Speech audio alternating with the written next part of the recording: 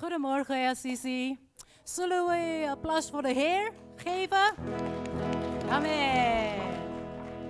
Kom, we gaan samen opstaan. We gaan samen in de vuur zingen voor de Heer. Want Hij is altijd goed. En we zijn hier gekomen voor één doel. Wie is dat?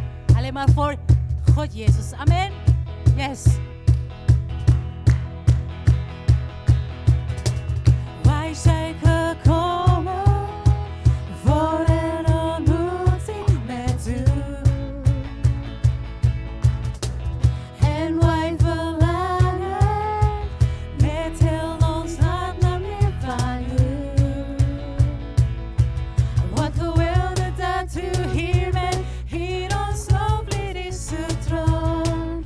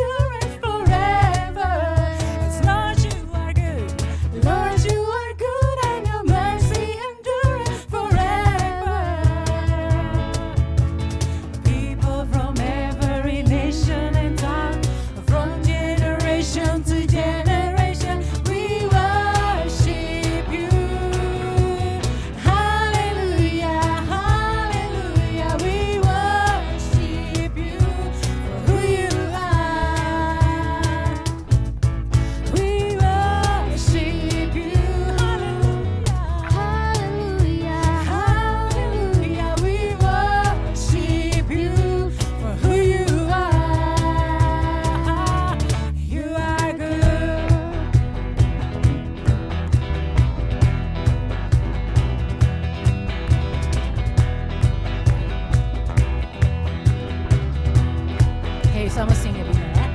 Hey, Lord, you are good and your mercy endureth forever.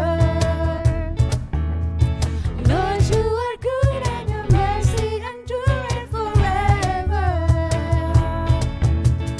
People from every nation and tongue, from generation to generation, we worship you. Hallelujah, hallelujah, we worship you for who you are. We worship you. Hallelujah, hallelujah, we worship you for who you are. You are good. Hey, you are good all the time, and all the time. You are good. You are good all the time, and all the time. You are good. You are good all the time, and all the time. You are good. You are good all the time, and all the time. You are good. People from every nation and town, from generation to generation, we worship you. Hallelujah, hallelujah, we worship you for who you are. Yes, Lord, we worship you. Hallelujah, hallelujah, we worship you for who you are. For who you are. For who you are. You are good.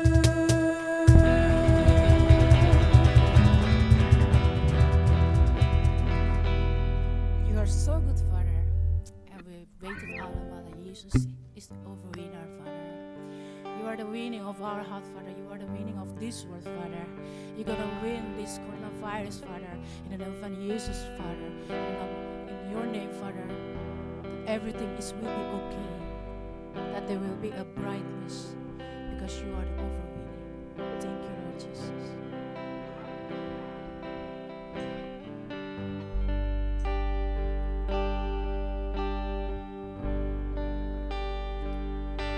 What offers God,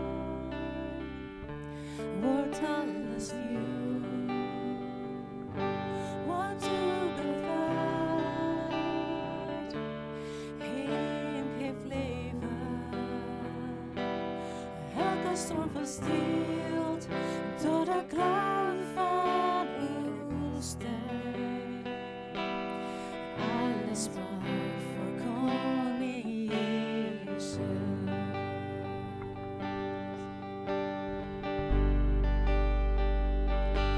U bent de held die voor ons strijdt. U bent de weg van overwinning. Elke vijand vlucht,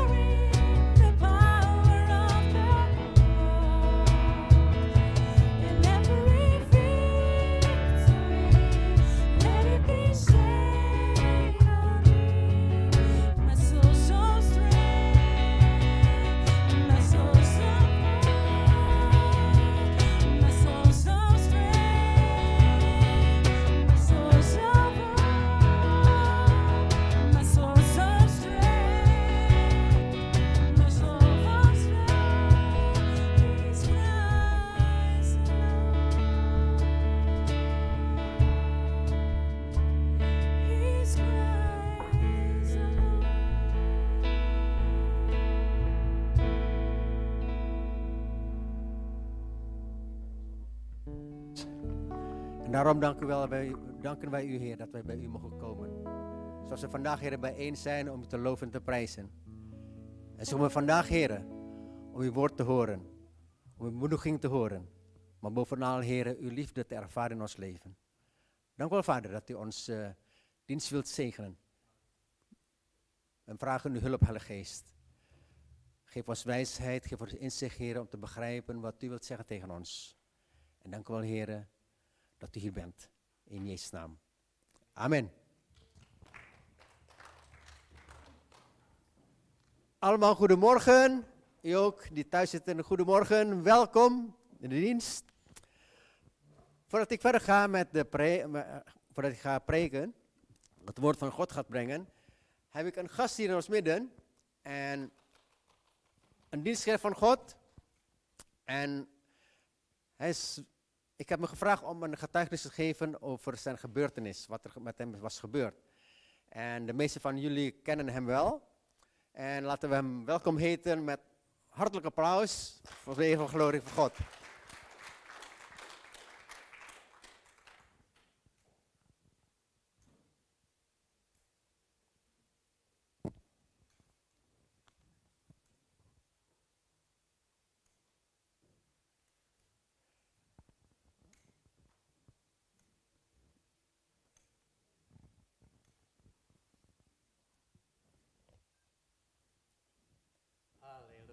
Halleluja. Shalom. Senang saya berjumpa dengan saudara-saudari sekalian di tempat ini. Ik ben blij dat ik u weer kan ontmoeten hier op deze plaats. Karena apa? En waarom dan? Karena Tuhan itu baik, amin. Want God is goed. Saya masih dikasih kesempatan untuk hidup. Ik heb de kans gekregen van de Heer om nog te leven. Tanggal 5 Agustus saya bersama istri, 5 augustus, afgelopen 5 augustus, bersama Pak Jan Oman, samen met mijn vrouw en broer Jan dan met zijn Ibu vrouw. Ida, kita mengadakan liburan ke Jerman, Zijn wij met vakantie naar Duitsland gegaan, daerah Ravensbrück, Badensee. dicht bij de Bodensee. Pemandangan sangat bagus. Heel mooi daar. Sewaktu kami mengadakan perjalanan untuk liburan itu, hanya 5 hari sebenarnya. Eigenlijk waren we al maar 5 dagen daar en toen zijn we op weg. Tapi hari keempat, Maar op de 4e dag, kami dapat kecelakaan yang dahsyat. we hebben toen een groot ongeluk gekregen. Di mana mobil dari lawan arah tahu-tahu ke arah kami. Waar eigenlijk de auto van de andere kant onze kant op ging. Jadi benar-benar frontal. Dus we hebben een frontale botsing meegemaakt. Dan saya pun sudah menghindar sampai saya itu udah di rumput, jadi di luar jalan itu sebenarnya udah. Ik heb geprobeerd om die auto te ontwijken. Ik ging zelf naar de berm toe gaan, maar ik kon niet verder. Tapi kecelakaan tidak bisa dihindarkan. Maar het ongeluk gebeurde toch. Tapi puji Tuhan, Maar prijs de Heer. kami berempat hidup semua. Maar wij vieren waren nog in leven. Dan di mana kami dengar di daerah itu memang banyak kecelakaan yang selalu makan korban. En later hebben we gehoord dat die plaats wel echt eng is. En er zijn veel ongelukken daar. Korbannya meninggal. En de meeste mensen die daar ongeluk hebben, stierven. Dan beberapa hari yang lalu kami juga mendengar di daerah itu kecelakaan lagi 3 yang meninggal. En de week daarna, toen we daar waren, hebben we ook gehoord dat er een ongeluk was gebeurd waar 3 mensen omkwamen. Jadi kami sangat bersyukur sekali.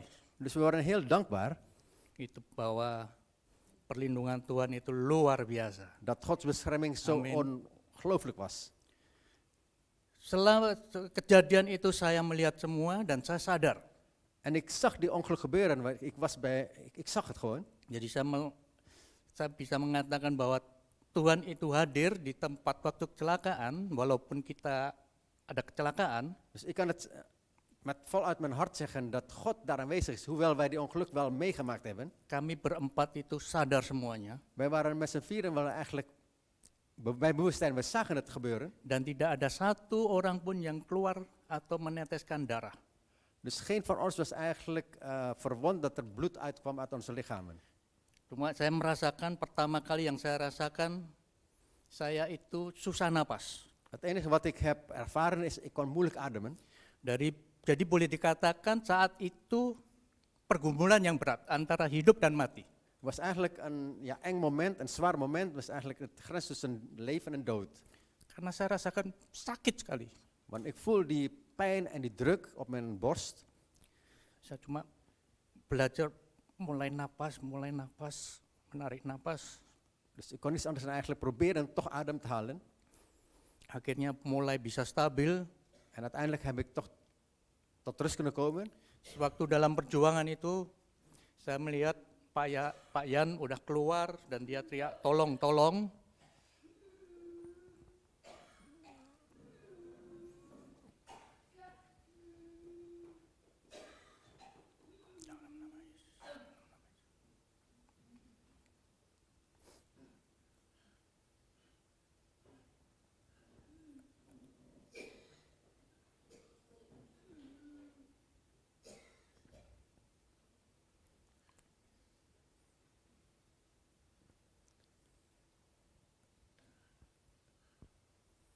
En toen ik tot rust was, zag ik toen Jan naar buiten stappen uit de auto. Dan saya mendengar suara au, au En ik, dari belakang saya. en ik hoorde van de achterbank een Saya melihat Ibu iemand die Ida zegt di au. belakang, masih di kursi belakang. En ik keek naar achter. Ik probeerde naar achter te kijken. Dan setelah saya bisa bernapas agak normal tapi nggak bisa napas yang dalam, cuma seperempat aja karena sakit. Nadat ik toch door de pijn toch een adem kunnen halen. Saya mencoba menggoyangkan tubuh saya. Dus ik probeerde mij te bewegen. Sebelah kiri saya ini bisa gerak semua. Met mijn linkerhand, mijn linkervoet kan ik bewegen. Saya angkat tangan, saya melihat sini patah. En ik probeerde mijn arm op te tillen naar mijn rechterarm en ik zag dat mijn arm gebroken was. Dan saya rasakan waktu itu, saat itu kaki tangan itu rasanya melayang. Jadi terus terang saat itu kaki saya di mana itu saya nggak tahu. En ik voelde ook niet mijn been op dat moment. Karena saya tidak bisa melihat karena dashboardnya udah masuk ini. Untung saya tidak kejepit. Want ik kon eigenlijk niet naar beneden kijken, want de dashboard is eigenlijk al naar mij toegekomen, dus ik zat vast. Dan waktu itu pintu mobil udah kebuka, saya coba untuk keluar, tapi tidak ada tenaga. Dus de deur van de auto aan de linkerkant waar ik zat, dus eigenlijk was al open. Jadi saya cuma diam aja. En ik probeerde uit te komen, maar het lukte me niet, dus ik bleef maar zitten. Saya memikirkan ini mimpi atau kejadian benar. Ik denk bij mezelf, is het nou een droom of is het echt? Dan setelah itu saya cuma berdoa, minta ampun sama Tuhan. En het enige wat ik kon doen is eigenlijk de Heer om vergeving vragen. Dan mengucap syukur. En de Heer danken. Terus datang pertolongan, saya ditarik oleh 2 orang. En er kwam hulp en ik werd naar buiten getrokken door 2 personen. Dan waktu ditarik saya melihat kaki saya sebelah sini patah.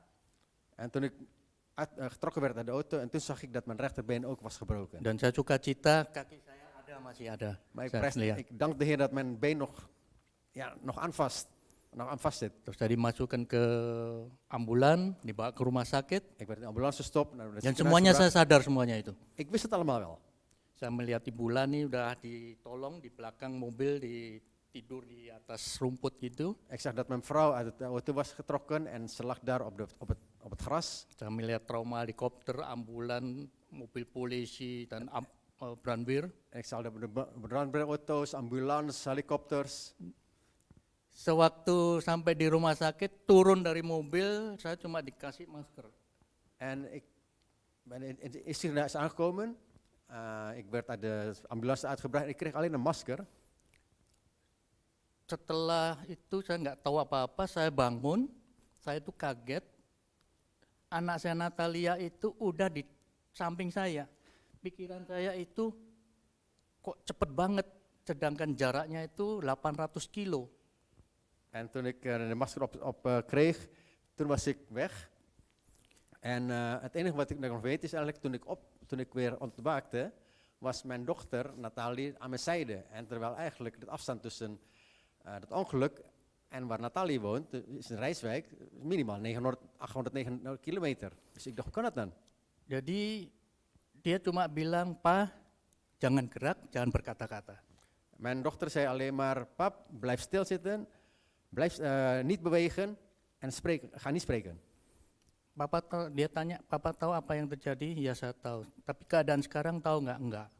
Ze vroeg alleen, weet je wat er gebeurd is? Er gebeurd was, dus zeg je ja. En weet je wat je toestand is nu? En ik zeg nee. Dan dia katakan, "Badan Papa udah ada besi-besinya." Jadi di sini besi. Dus zij zei tegen mij alleen, je lichaam zit vol met ijzer eigenlijk, of met pennen, met ijzerpennen. Kayak Robocop sebenarnya. Ja, bijna als Robocop. Terus di sini ada juga untuk penahan leher. Ternyata ada yang patah juga leher saya. En ik kreeg ook een neck brace, want mijn nekwervel was Terus barsten. tulang rusuk saya, depan 2 retak, belakang juga retak 2. Mijn ribben waren gebroken en de achterkant ook gebroken. Tapi puji Tuhan, Maar prijs de Heer, hari kelima saya dioperasi lagi, kaki yang bawah ini. na 5 dagen ben ik Jadi- weer geopereerd aan mijn rechtervoet. Hari ke-7 saya dilatih untuk duduk. En bij de 7e dag werd ik getraind om te gaan zitten. Jadi untuk mendudukkan saya itu orang 3 sampean. Dus eigenlijk, ik werd geholpen door 3 personen alleen om te gaan zitten. Dan setelah itu anak saya Timi membawakan saya bawa tablet itu, saya minta lagu-lagu rohani, khotbah-khotbah, dan kesaksian-kesaksian dan film-film. Dus ik heb mijn zoon gevraagd om mee te nemen een laptop of een soort tablet waar eigenlijk preek in zitten, waar geestelijke liederen zitten, waar getuigenissen zitten. En dat wil ik zien. Jadi saya cuma mendengarkan khotbah-khotbah itu aja karena di sana itu internetnya nggak bagus, jadi putus-putus itu. Jadi anak saya Timothy itu download itu film-film itu. Dus ik kan daar in de ziekenhuis alleen maar liggen en er is daar heel weinig wifi, dus bijna niet te bereiken. Dus daarom heb ik gevraagd om een tablet down te loaden, al de preek, al de liederen en alle getuigenissen, zodat ik wanneer ik lig, dat ik daar kan luisteren, kan horen. Saya dikasih film itu, film serial tentang Tuhan Yesus, Empire of Kingdom itu. En ik heb daar de Empire of Kingdom gekeken, dus een serie over Jadi Yesus. sewaktu saya melihat detik-detik terakhir Tuhan Yesus ditangkap, En op het laatste moment dat ik dat zag, dat Jezus Christus was gevangen genomen. saya beberapa kali udah melihat film itu, Ik heb al een aantal keren die film gezien. dan siksaan Tuhan Yesus yang difilmkan yang paling sadis itu kan Passion of Christ. Maar eigenlijk waar echt zo eng en erg om te zien hoe Jezus was gemarteld, was in de film van Passion of Christ. Tapi saat itu saya bisa masuk dalam dimensi waktu Tuhan Yesus disiksa. Maar het leek net of ik daar, toen ik dat in de film zag, weet je, dat ik echt persoonlijk mee inging.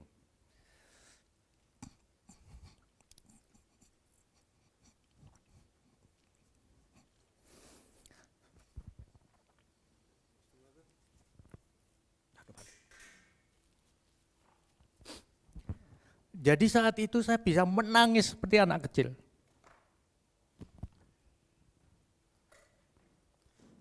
Thank you. Benar-benar menangis kayak anak kecil gitu. Dus ik kon niets anders doen dan huilen als een kleinkind. Tapi setelah itu saya dapat kekuatan dan semangat yang baru. Maar vanaf dat moment heb ik zo'n kracht gekregen en zo'n hoop gekregen van God. Dari pertama sampai detik ini pun saya tidak merasakan sakit. Vanaf het moment van het ongeluk tot heden vandaag heb ik bijna eigenlijk geen pijn gevoeld. Waktu dioperasi pun saya juga sadar. En tijdens de operatie ben ik ook eigenlijk bij bewustzijn. Saya dalam waktu 20 hari dioperasi 7 kali. 20 dagen binnen 20 dagen was ik toen 7 keer geopereerd. Saya itu tidak merasakan sakit sedikit pun. En ik heb aan al die momenten heb ik geen pijn gevoeld.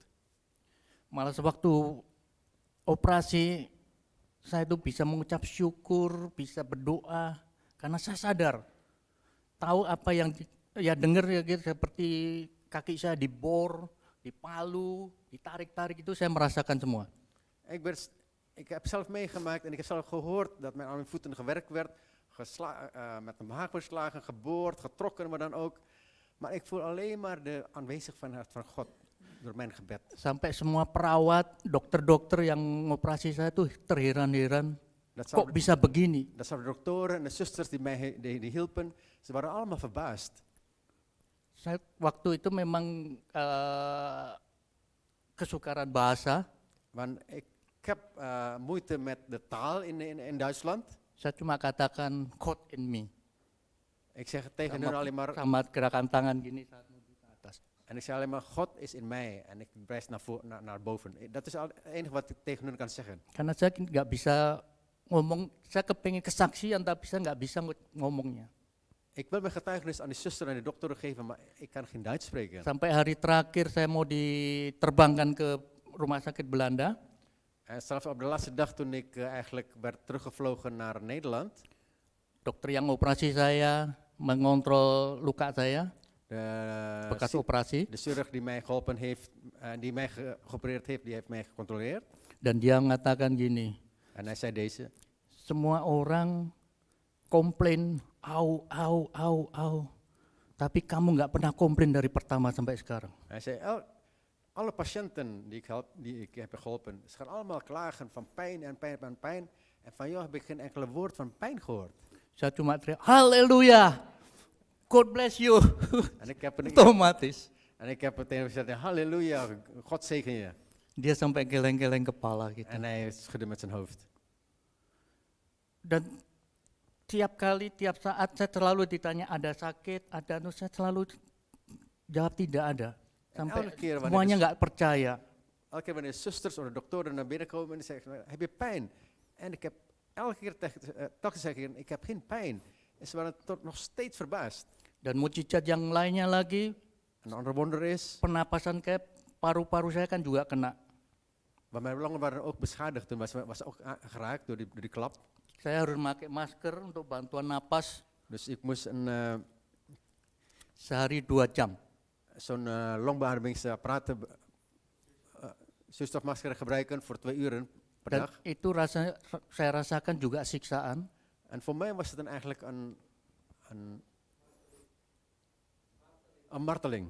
Nggak enak sekali. Het was niet lekker. Jadi saudara kalau saat ini bisa bernapas, puji Tuhan. Dus als je nu kan ademen, prijs de Heer. Jangan sampai memakai itu alat itu. Laat het niet zo zijn dat je zo'n apparaat moet Karena gebruiken. kalau setelannya nggak pas itu bisa karena kejadian sekali setelannya nggak pas jadi kayak saya ditekek gitu, langsung saya cabut gitu. Want er was een moment dat de stelling van de apparaat was niet goed. Het leek net of ik geen ademhaling was, dat ik bijna gestikt.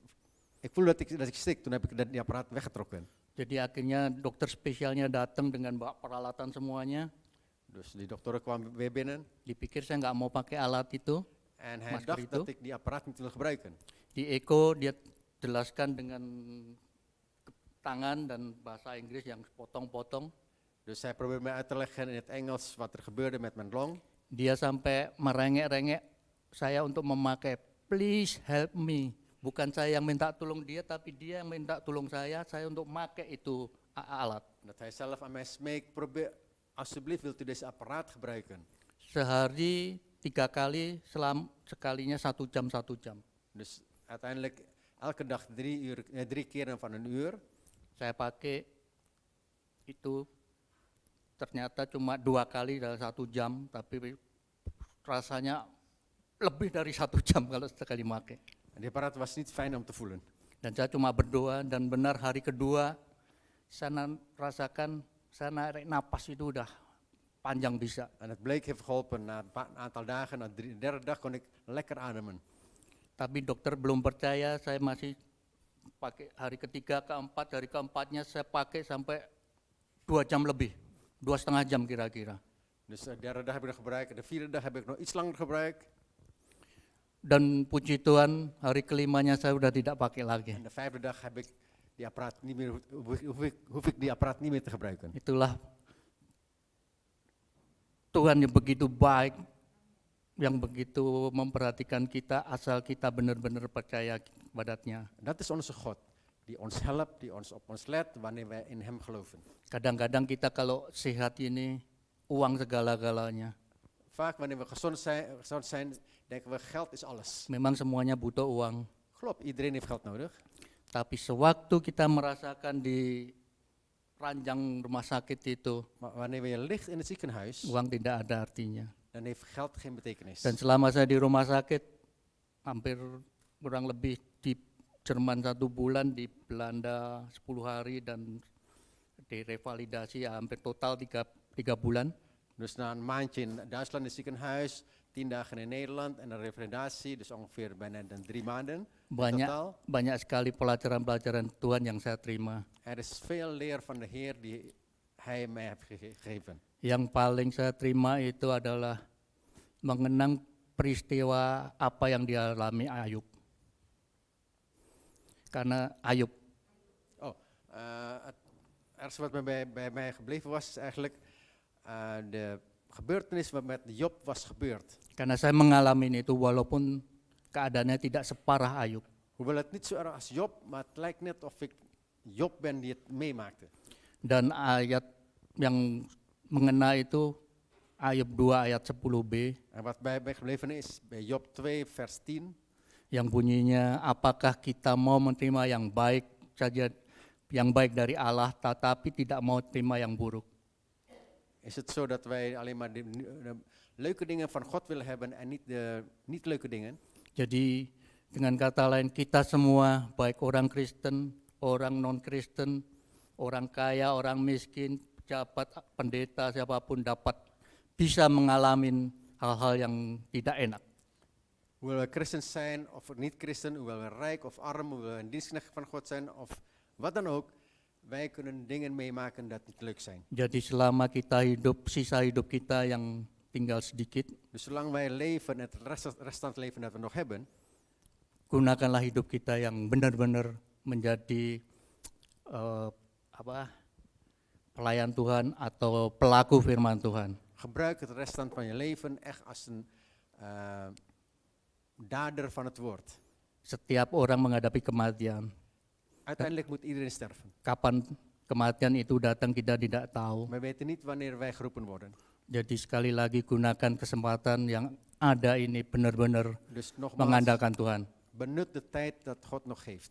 Sehingga kalau kita ada waktunya dipanggil Tuhan dan Tuhan bisa katakan, hai anak-anakku yang setia dan taat, masuklah ke perjamuan anak domba Allah atau perkawinan anak domba Allah. Dus dat wanneer wij geroepen worden door God, dat God zegt tegen ons, welkom mijn kind, welkom in het huis van de Heer. Jangan sampai waktu kita dipanggil Tuhan, Tuhan tidak mengenal kita, enyahlah engkau pembuat kejahatan. Dus laat het niet zo zijn dat wanneer wij geroepen worden door God, het is onze tijd om te sterven, dat God ons niet kent. Sekali lagi perbandingan umur kita, saya lihat rata-rata di sini sudah lebih dari setengah umur kita menikmati kehidupan dunia ini.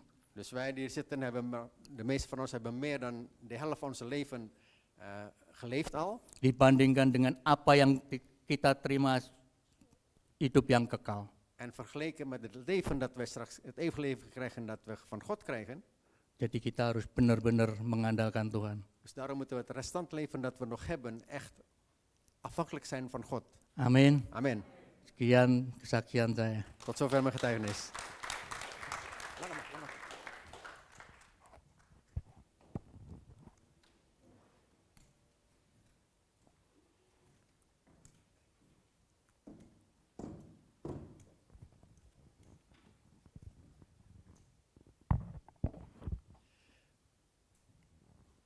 Dank u wel, broer Handoko. Laten we een applaus geven voor de Heer. Hij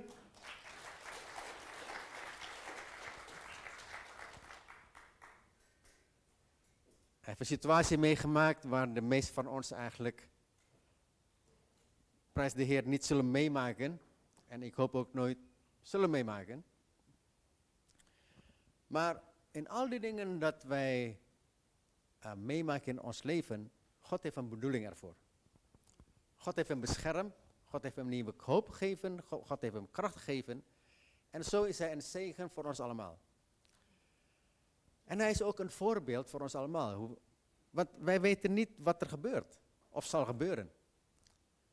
Wij zitten hier lekker met z'n allen hier, lekker warm. Maar als we er buiten zitten, weet hij niet wat er gebeurt. Hij weet ook niet dat er een ongeluk zal gebeuren. Het was niet zijn fout. Maar alle dingen wat we meemaken, of het nog goed of slecht zijn, hoeft niet altijd onze schuld te zijn. Maar het gebeurt in je leven. Daarom is het heel belangrijk dat wij een voorbeeld zijn. Wat hebben wij eigenlijk ervan geleerd?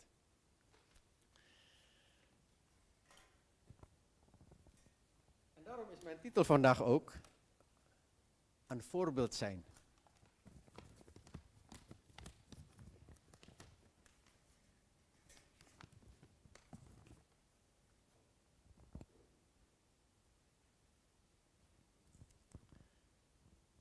We kennen allemaal eigenlijk de zinnetje, zo vader, zo zoon. Oeps. Zo moeder, zo dochter.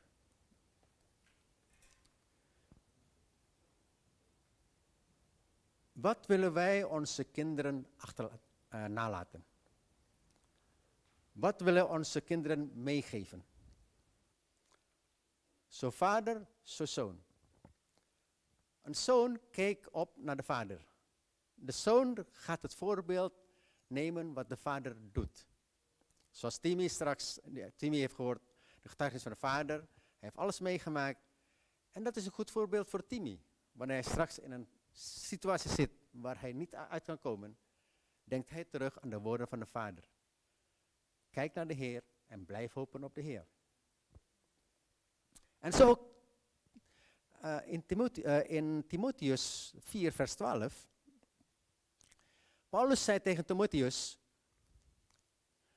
niemand schat u gering om uw jeugdige leeftijd, maar wees een voorbeeld voor de gelovigen in woord, in wandel, in liefde, in geloof en in reinheid. Timotheus was hier eigenlijk nog een jonge man. Paulus schreef deze woorden aan Timotheus. En hij zei, niemand schat u gering om uw jeugdige leeftijd.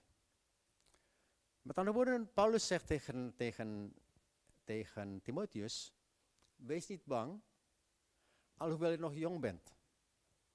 Wees niet bang, hoewel je nog eigenlijk nog niet zo oud bent. Ik heb gelezen dat Timotheus was ongeveer 33 jaar, tegen de 30 toen hij werd gezonden, dus toen hij deze brief heeft gekregen. Misschien voor ons tegenwoordig is het niet jong.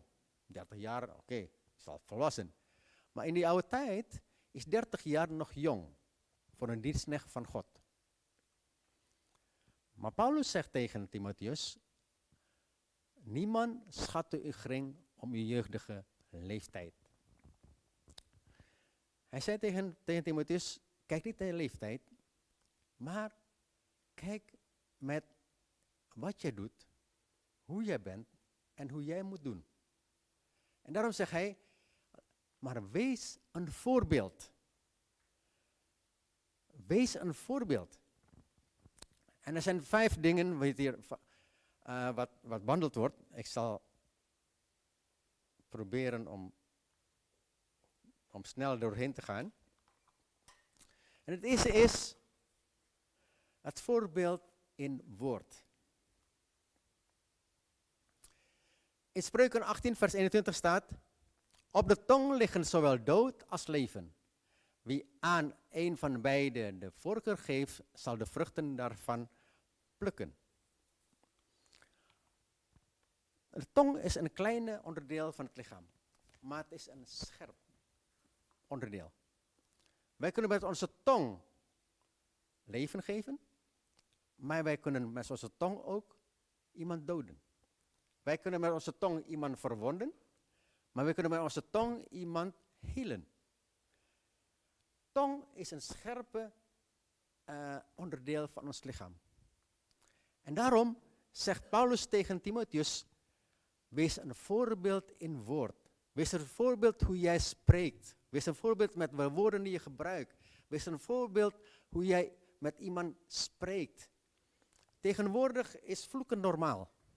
Bijna normaal. Elke keer wanneer ik een film zie, welke film ook ziet, ik denk dat vloekwoorden kan je niet meer tellen.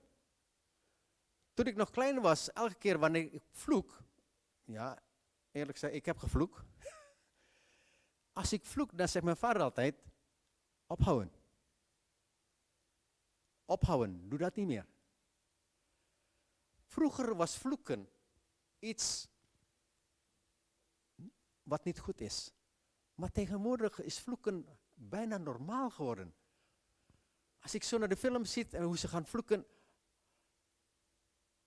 hoe kan dat? Hoe kan dat? Paulus zegt tegen Timotheus, wees een voorbeeld in het woord. U en ik kunnen een voorbeeld zijn in het woord. Wij moeten een voorbeeld zijn in het woord. Als wij vloeken,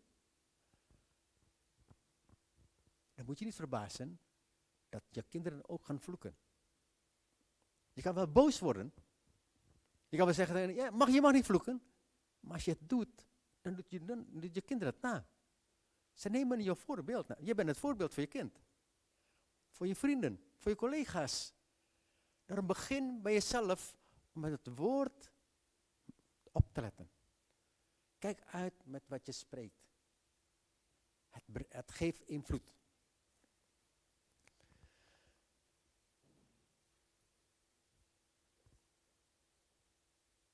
De tweede is een voorbeeld in wandel. Is eigenlijk het voorbeeld hoe je leeft. Dat zegt Paulus tegen Timotheus. Kijk uit, wees een voorbeeld hoe je leeft. In 2 Korintiërs 5 vers 17. Als u christen wordt, wordt u van binnen helemaal nieuw. U bent als het ware opnieuw door God geschapen. Er is een heel nieuw leven begonnen. Toen wij Jezus nog niet kennen, hebben we ons oude leven. Je doet wat je wilt. Je gaat dingen doen wat eigenlijk voor jou normaal is. Maar op het moment dat we Jezus in ons hart aannemen, op het moment dat we vergeving vragen aan Jezus, op het moment dat de Heilige Geest in ons woont, dan zijn wij een nieuwe mens geworden. Dus het leven en wandel, dus hoe je leeft, het moet anders zijn dan voordat jij, of voordat ik, de Heer kende. Paulus zegt tegen Timotheus, wees alert hoe je leeft. De mensen zien het namelijk. Je hoeft niet te veel te zeggen. Je hoeft niet te veel te praten. Mensen kunnen zien hoe je bent door te kijken hoe je leeft. Waar of niet? Als je leeft niet zoals een nieuwe mens, dan ben je nog steeds de oude persoon.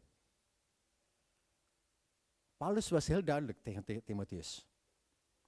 Hoewel jij jong bent, hoewel jij nog niet de leeftijd bereikt hebt, wat andere mensen zeggen, oh je bent wijs, je hebt veel meegemaakt.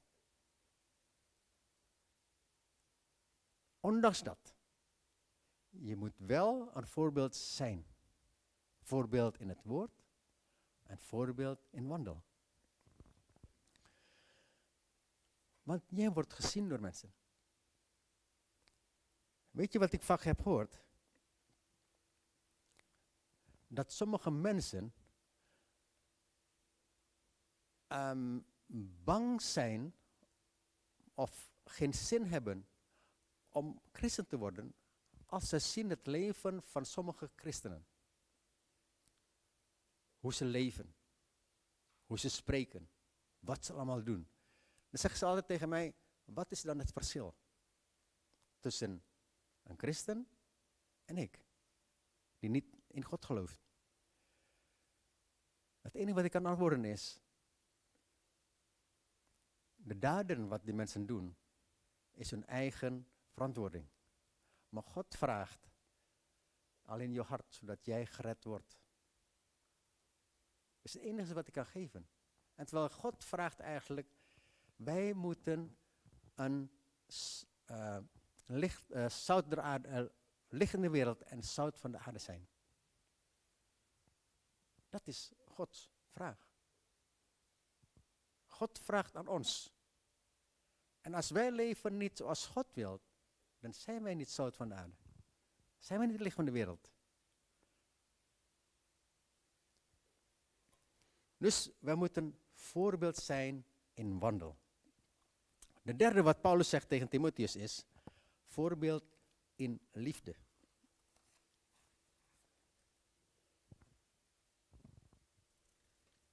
In 1 Johannes 3, vers 18 staat erop, werd geschreven, vrienden, wij moeten ophouden te zeggen dat we van elkaar houden. Wij moeten echt van elkaar houden en het uit onze daden laten blijken. Wij weten, God is liefde. Wij weten, God is goed. Maar hij heeft ook zijn liefde laten zien. Het woord zegt, zo groot is de liefde voor de wereld, dat hij zijn Zoon, Jezus Christus, heeft gegeven. Opdat die in hem geloven, gered worden. Zo groot is zijn liefde. En hij heeft ook laten zien door een daad.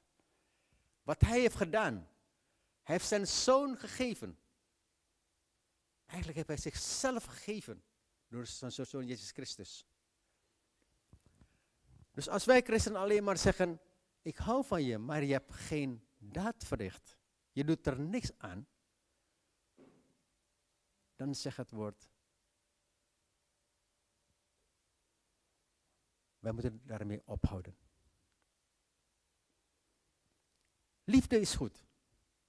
Maar als je er niks aan doet, dan heeft het geen zin. Dan is het alleen maar een woord.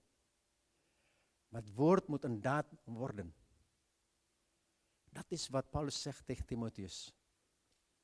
Jij moet laten zien dat je liefde hebt in jou. Wat is God die van jou houdt en die God die jou de liefde geeft. Wij kunnen zelf de liefde niet geven.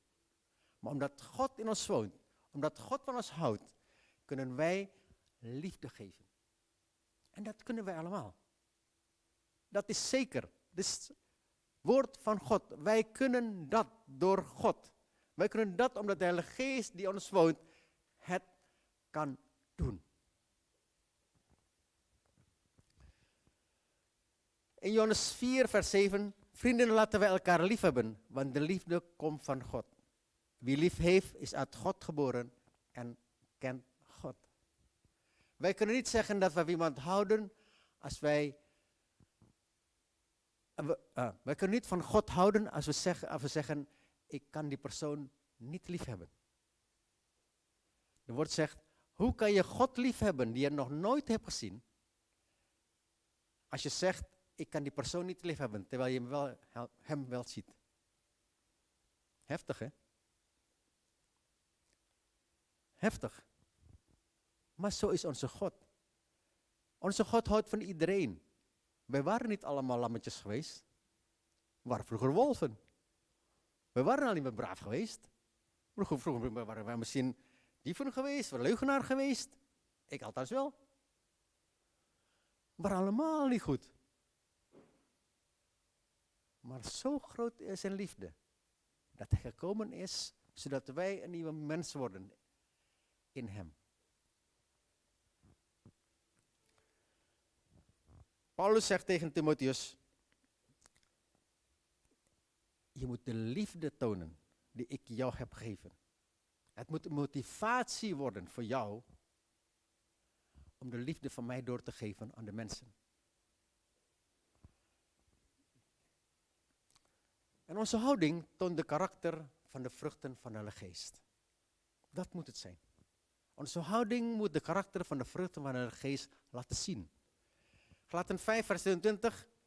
Maar de Heilige Geest brengt ons tot betere dingen. Liefde, blijdschap, vrede, geduld, vriendelijkheid, mildheid, trouw, tederheid en zelfbeheersing. Wanneer de Heilige Geest in ons woont, moeten wij de karakter van de Heilige Geest kunnen laten zien. Het kost moeite. Het kost tijd. Maar wij moeten wel aan werken. Wij moeten wel sleutelen aan de dingen wat niet leuk is. Het doet pijn. Maar uiteindelijk bereiken wij wat God wilt. Wij zijn een nieuwe mens in Hem.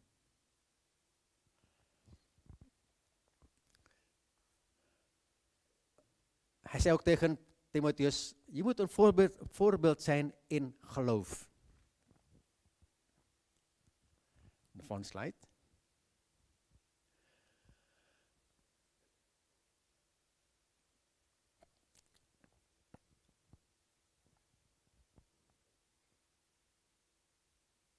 Oh, ik heb die verkeerd gedrukt dus.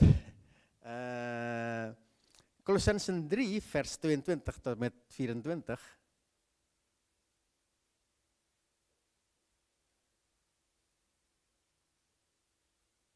Sorry, ik heb een foutje gemaakt met de...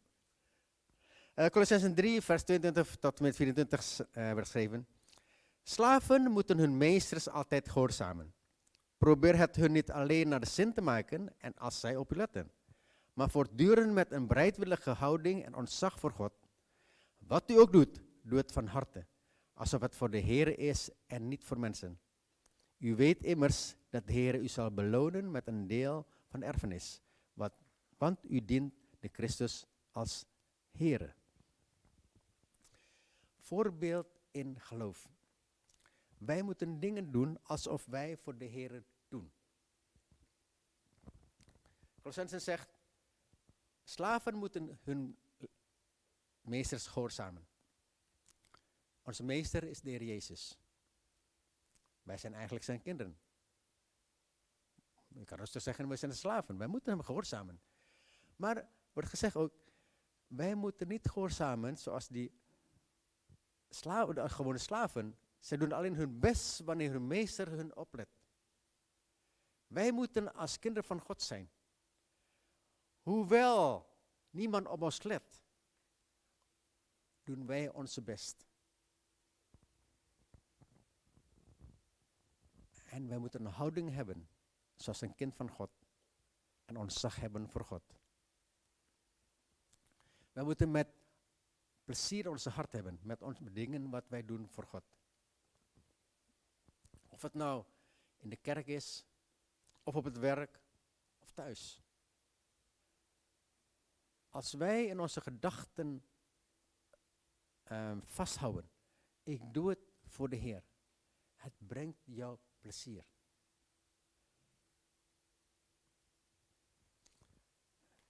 We waren ooit in Barneveld geweest, bij een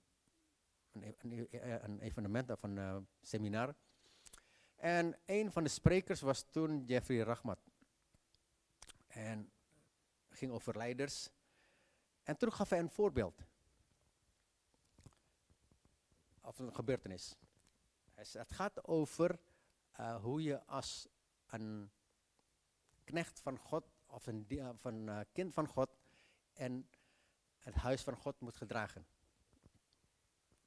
Hij zei, ik was met jou aan het lopen, dus met de voorganger van Barneveld. En ik zag toen opeens een papiertje op de grond. En ik zag de mensen lopen. Iedereen loopt voorbij. Je kan het papiertje niet ontlopen, zei hij. Het is zo duidelijk op de grond. En ik kwam daar, ik liep hoe dichterbij. Ik had eigenlijk bijna de neiging om op te pakken, zei hij. Ik wil het doen. Maar vlak ervoor was er iemand die het opraapte. Dat heeft hij gebruikt in de seminar. Hij zei, als wij in het huis van God zijn en wij Beschouwen het huis van God is waar je woont. Het lichaam van Christus. En je laat iets slingeren wat niet hoort. En je pakt niet op. Dan doe je niet met plezier. Wij moeten doen zoals wij doen, alsof wij God dienen. Al is het iets kleins. Hij zei, door al die kleine dingen, kun je merken, kun je aan jezelf zien, doe ik het voor God of niet? Als je voor God doet, al is het iets kleins, of is het iets wat onbelangrijk is, je doet het. Want je wil het beste geven aan God. Het was alleen een voorbeeld, een heel klein voorbeeld. Maar hij heeft gelijk in.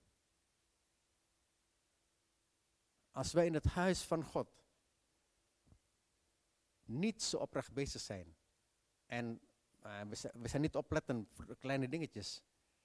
Dan dienen wij echt niet de Heer met onze volle 100%. Dus wij moeten een voorbeeld in het geloof zijn. In de kerk, op het werk, thuis, waar dan ook, waar we ook bevinden. Een voorbeeld van reinheid. In Efesiërs 5 vers 3. Laat er bij u geen sprake zijn van ontucht of zedeloosheid of van hebzucht. Deze dingen horen niet bij heiligen. Paulus zegt tegen Timotheus, wees ook een voorbeeld in reinheid. Want hij weet, reinheid bewaren is niet gemakkelijk. Maar reinheid bewaren is nodig. God vraagt van ons dat wij rein met elkaar omgaan. Reinheid spreekt eigenlijk vaak over wanneer wij gaan handelen tegenover de andere seksen, van ander geslacht. Er zijn vele verleidingen in ons leven. En Paulus waarschuwt Timotheus ervoor. Maar wees wel een voorbeeld in reinheid. Zo vaak lezen wij in de krant of op de nieuws gehoord dat sommige dienstknechten van God gevallen is in de zonde. Door overspel, door ontucht. Welke geloof je ook maar neemt. Bij de katholieken, protestanten, volle evangeliën. Bijna alle kerken hoor je ervan. Het hoort niet zo te zijn. Maar het gevaar loert. Het gevaar is aanwezig. En als wij niet opletten, vallen wij ook erin. God vraagt aan ons, bewaar je reinheid. Als wij mensen gaan dienen, als we met elkaar praten, met andere mensen, vooral met een vrouw of een vrouw met een andere man, wees waakzaam. Neem voorzorgmaatregelen dat je niet in de verleiding komt. En voor de jongeren vraag ik aan hun, als ze willen trouwen, ze zien een partner en ze willen gaan trouwen, bewaar je reinheid totdat je getrouwd bent. God vindt reinheid heel erg belangrijk namelijk.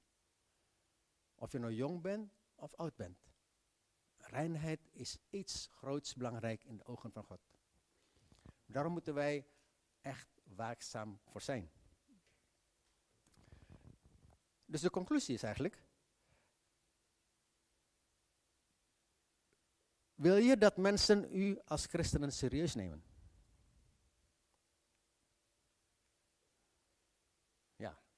Ja toch? Wij willen toch serieus genomen als christen? En dan is de vraag, wat voor voorbeeld geef je?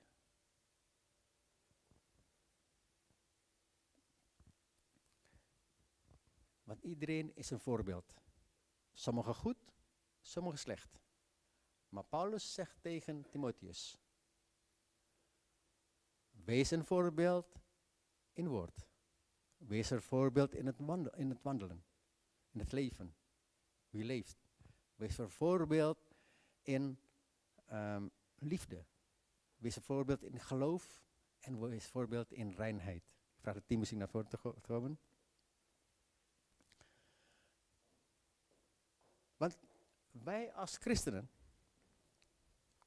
hebben allemaal een verantwoordelijkheid om een voorbeeld te zijn. Wij zijn gered door de genade van God, door de liefde van God. Wij zijn een andere mens geworden. En dan moeten wij een goed voorbeeld geven. Dat is onze verantwoordelijkheid. Laten we ons zo erbij. Vader in de hemel, dank u wel, Heer, dat wij vandaag de getuigenis van uw dienstknecht Pasandoko hebben gehoord.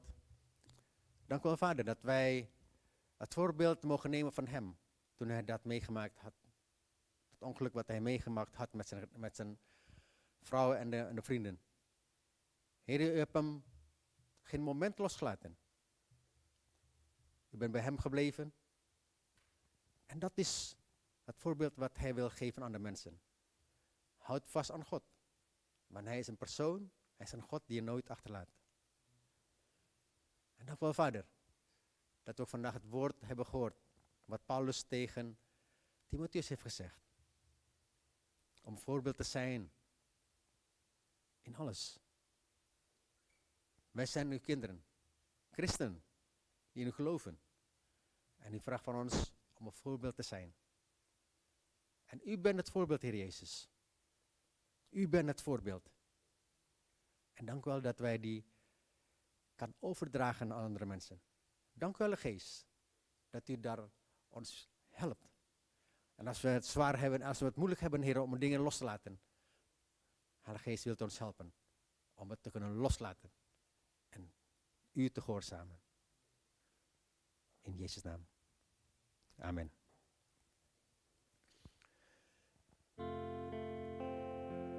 We gaan de dienst afsluiten.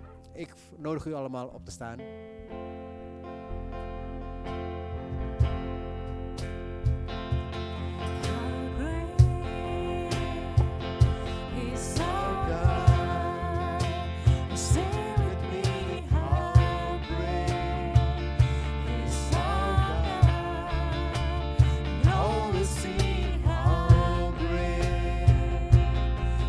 Great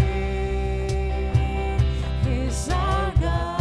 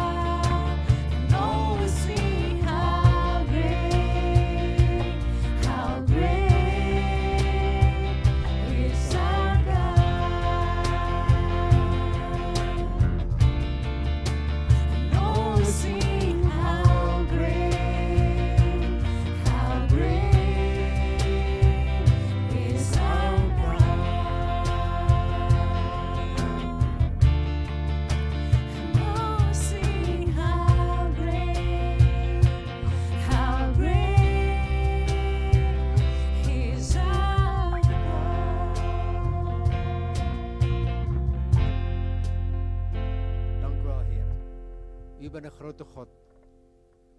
U bent de Heere der Heerscharen. Koning der koningen. En dank u wel, Vader, dat u van ons houdt. Heer, wij willen u prijzen en eren in alle dingen wat wij doen. Dank u wel, Heilige Geest, dat u ons harten bewaakt. Dank u wel, Heilige Geest, dat u onze handel en wandel bewaakt. Dank u wel, Heer, dat u ons geloof versterkt. Dat u ons nog meer liefde, dat de liefde dat wij van u hebben gekregen, nog meer laat groeien. En dank u wel, Heilige Geest, dat u ons helpt om rein te zijn in u, Vader. En dank u wel, Vader, voor het woord dat we vandaag hebben gehoord. Heer, het is belangrijk, Heer, dat wij een voorbeeld moeten zijn als christenen. Een voorbeeld in ons leven. En dank u wel, Heer, dat u ons daarin gaat gebruiken. En ik dank u ook, Heer, voor al de mensen die allemaal vandaag hebben gehoord, meegemaakt, gezien hoe groot en hoe geweldig u bent, Heer. Zo, broeders en zusters, laten we onze handen heffen tot de Heer. Dat liefde van de Vader, de genade in zijn Zoon Jezus Christus, met de gemeenschap van de Geest, met ons zal zijn tot zijn wederkomst. In Jezus' naam. Amen.